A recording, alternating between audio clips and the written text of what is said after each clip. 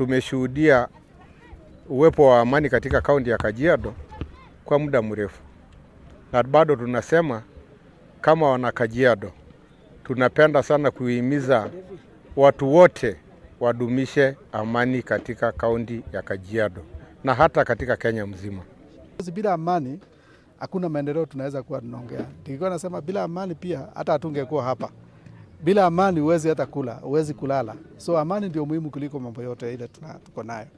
So leo mbiengi siku ya amani duniani, tunaomba washikadau wote within the county ya Kajiado na within Kenya yetu na hata ulimwengu mzima tuangalie imani na tuheshimu amani. Ni muhimu. Amani ni jambo lingine muhimu sana. Kama hakuna amani, hakuna hata uwezi toka kwa nyumba yako, uwezi fanya chochote. So ndio tuliona kwamba tueleze dunia ya kwamba tunahitaji amani. Hata zile mavita ziko Gaza, tulieleza kwamba tutume message, we need ceasefire.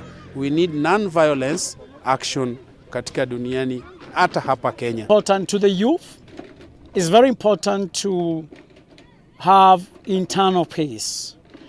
Try very much have peace within yourself and also peace without.